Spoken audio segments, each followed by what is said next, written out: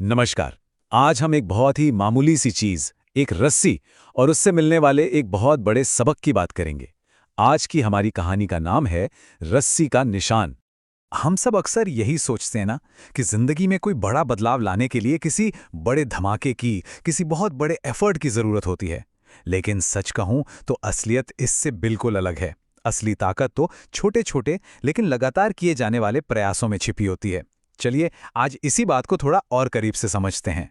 हम में से ज्यादातर लोग जिंदगी भर एक बड़े मौके का इंतजार करते रहते हैं, एक डायनामाइट मोमेंट का जो सब कुछ बदल दे। पर क्या मंजिल तक पहुंचने का रास्ता सच में यही है, या फिर इस इंतजार में हम वो छोटे छोटे कदम उठाना ही भूल जाते हैं जो असल में हमें हमारी मंजिल तक ले जाते हैं। इस बात को ने कहानी से समझते हैं। ये कहानी है वरदराज नाम के एक शिष्य की, जो एक गुरुकुल में पढ़ाई करता था। देखिए, वरदराज के लिए गुरुकुल की जिंदगी बिल्कुल आसान नहीं थी। उसकी चुनौती किसी और से नहीं बल्कि खुद से थी। एक ऐसी चुनौती जो उसका पूरा भविष्य तय करने वाली थी। वरदराज की सबसे बड़ी मुश्किल थी उसका अपना मन। वो पढ़ाई में काफी कमजोर था। जो भी पढ़ता उसे कुछ याद ही नहीं रहता था। जहां उसके बाकी साथी आगे बढ़ते जा रहे थे, वो बेचारा वहीं का वहीं खड़ा था। और धीरे धीरे सब उसे एक धीमा सीखने वाला, मतलब एक मंदबुद्धि छात्र मानने लगे थे। और फिर एक दिन वो हुआ जिसका उसे डर था। उसके गुरु ने भी उससे उम्मीद छोड़ दी। उन्होंने वरदराज को अपने पास बुलाया और बड़े भारी मन से कहा कि शायद ज्ञान उसकी किस्मत में है ही नहीं और उसे अब घर लौट जाना चाहिए।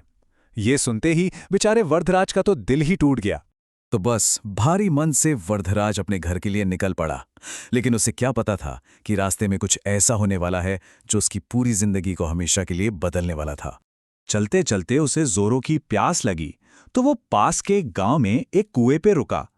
वहां उसने देखा कि कुछ महिलाएं पानी निकाल रही हैं। वरदराज तो वहां सिर्फ अपनी प्यास बुझाने गया था, पर उसे ये अंदाजा भी नहीं था कि वहीं पर उसे जिंदगी का सबसे बड़ा सबक मिलने वाला है।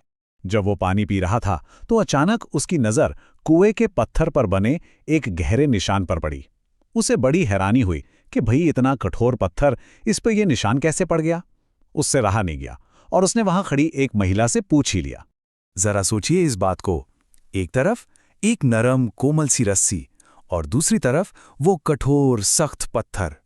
लेकिन होता यह था कि हर रोज जब वो नरम रस्सी उस सख्त पत्थर से रगड़ खाती, तो धीरे धीरे, बहुत धीरे धीरे उस पत्थर पर अपना निशान छोड़ती जाती थी। और उस महिला का जवाब बड़ा ही सीधा साधा पर बहुत गहरा था।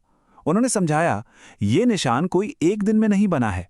जब हम रोज हर एक दिन इस नरम सी रस्सी को इस पत्थर पर बार बार खींचते हैं ना, तो इसी लगातार रगड़ से ये कठोर पत्थर भी देखो घिस जाता है। ये शब्द वरदराज के कानों में नहीं बल्कि सीधे उसके दिलो दिमाग में उतर गए, मानो उसे अपनी सारी मुश्किलों का हल मिल गया हो। और उसी पल उसने एक बहुत बड़ा फैसला कर लिया। उसके दिमाग में जैसे बिजली सी कौंध गई। उसने सोचा, अरे अगर एक मामूली सी कोमल सी रस्सी लगातार मेहनत करके इतने कठोर पत्थर को काट सकती है, तो मेरा मन इस पत्थर से ज्यादा सख्त तो नहीं हो सकता। तो फिर मैं बार बार अभ्यास करके ज्ञान क्यों नहीं पा सकता। बस यही सोच उसे वापस गुरुकुल की तरफ दौड़ा ले गई। वो सीधा अपने गुरु के पास गया और उनके सामने खड़े होकर बोला, गुरुदेव, मुझे बस एक और मौका दीजिए। इस बार मैं आपको निराश नहीं करूंगा। अब मैं वो रस्सी बनूंगा जो हर मुश्किल के पत्थर को काट देगी। और जानते हैं, वरदराज ने अपना वादा निभाया। उसने सफलता का वही सीधा रास्ता अपनाया जो उस रस्सी ने उसे सिखाया था। पहला, गुरुकुल वापस लौटना। दूसरा, अटूट अनुशासन। तीसरा, हर रोज अभ्यास। और नतीजा, ज्ञान में महारत। और नतीजा ऐसा हुआ जिसकी किसी ने कल्पना भी नहीं की थी।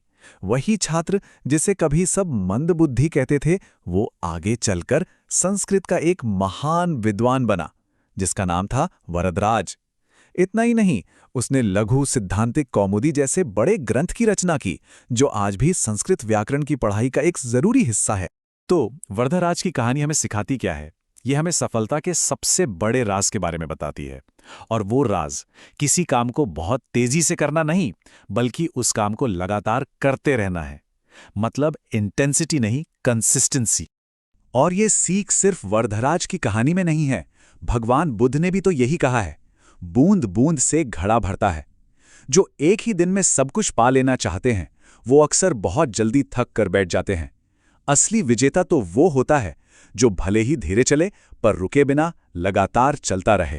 तो ये निरंतरता, या जिसे हम अंग्रेजी में कंसिस्टेंसी कहते हैं, ये आखिर है क्या चीज़?